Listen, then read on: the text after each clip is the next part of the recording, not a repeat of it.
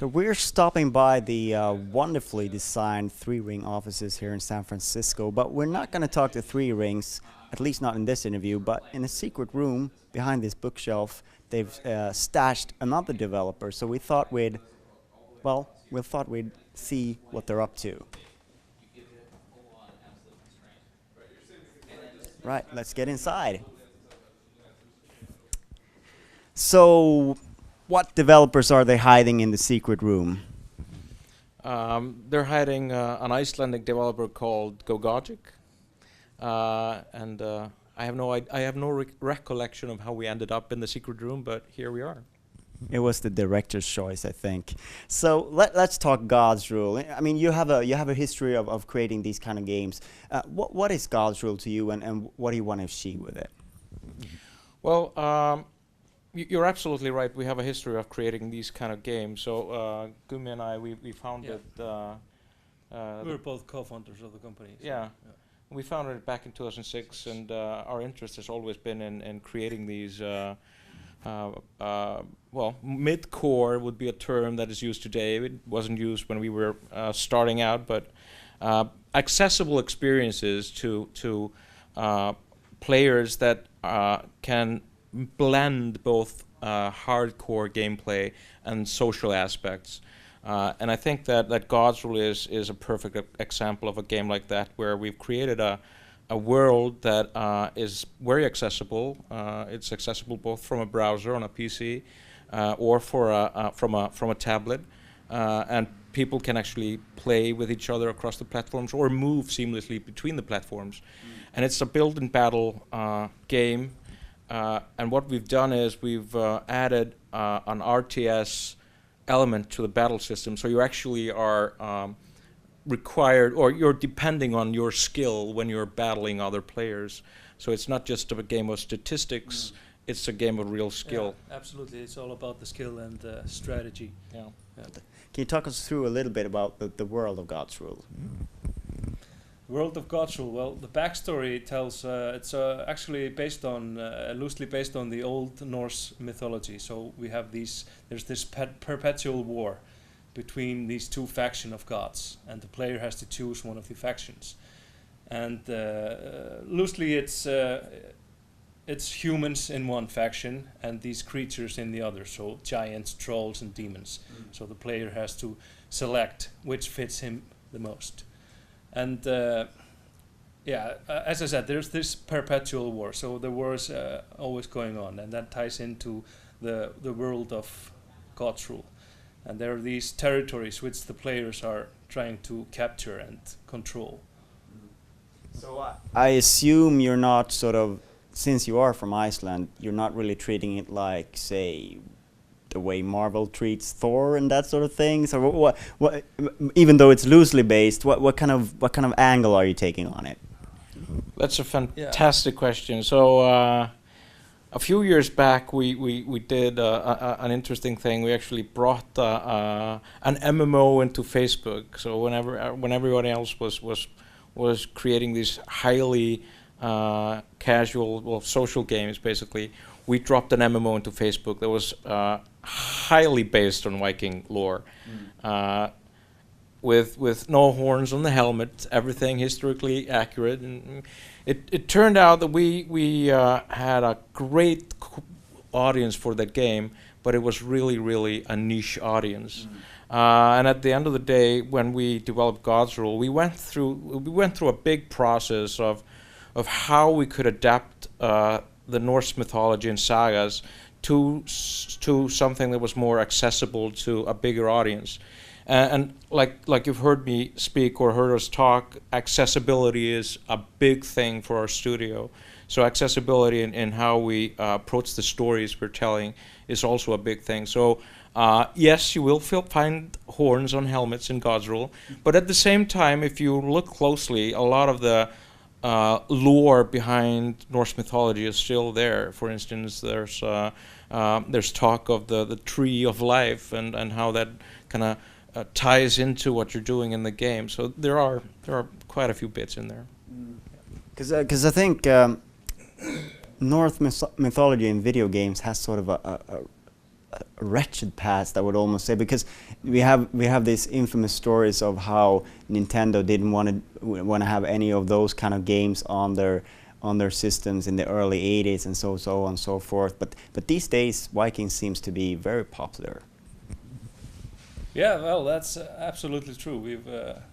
That's what we felt, and that's why we went for it basically again. But like Jónas said, this time we added in the fantasy element. We didn't want to paint us in the corner and have to stick with what we wanted. So we have this freedom to do more.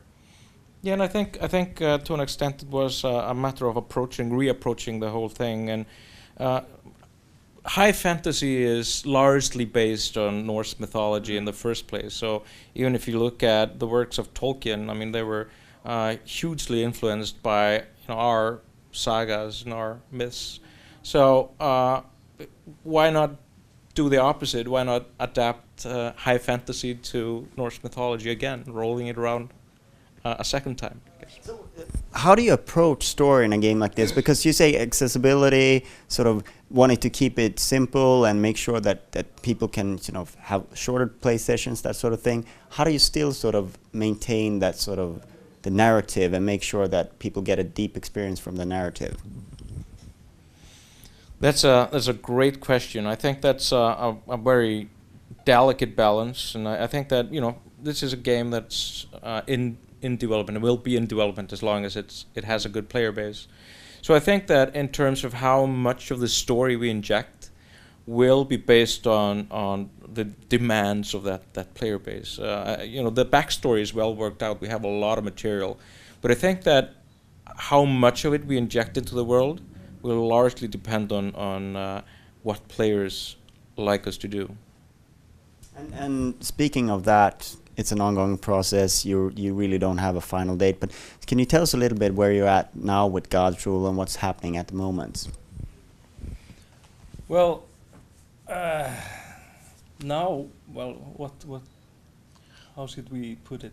Oh, that's a good question. Well, it's in open beta, and we're nearing a time point where we feel comfortable with taking off the beta label. But we didn't want to do that until we have an experience that we feel is really hitting the right notes for the people that are already playing in the open beta, and I think we're very close to that. Yeah, we're very close. We have a working product, much more than a minimum viable product. So we're very close. We're pretty happy with where we are, but as I think from our standpoint as the developers, and I'm actually.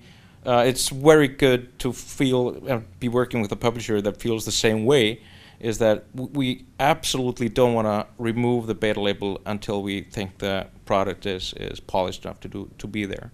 And I think that's important to us, and that's also important to Sega. So it's a wonderful symbiosis of way of thinking there. Yeah. Speaking of that publisher partnership, obviously this is something that's not always the case with a game like this, that you actually have a publisher who's what role does a publisher play for this kind of game?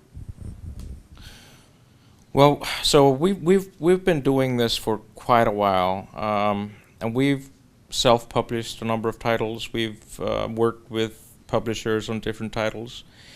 When we were thinking about Godsrule in terms of getting it out there to players, one of the biggest things for us was, so we were actually thinking about self-publishing it, but we wanted to see if we could find a partner, and I underline that word partner out there, that could not only contribute to getting the game out there, but could also contribute to the overall development of the game and just understanding the game and running the game.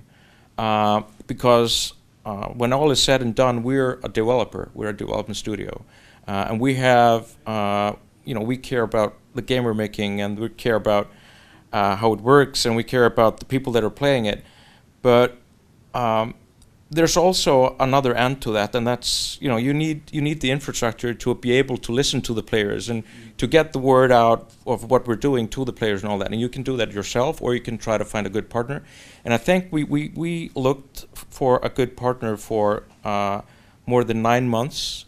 And I think we visited all the corners of the world to do so. And at the end of the day, Sega just was a great match for what we were trying to achieve. And it's been actually a pretty amazing collaboration so far.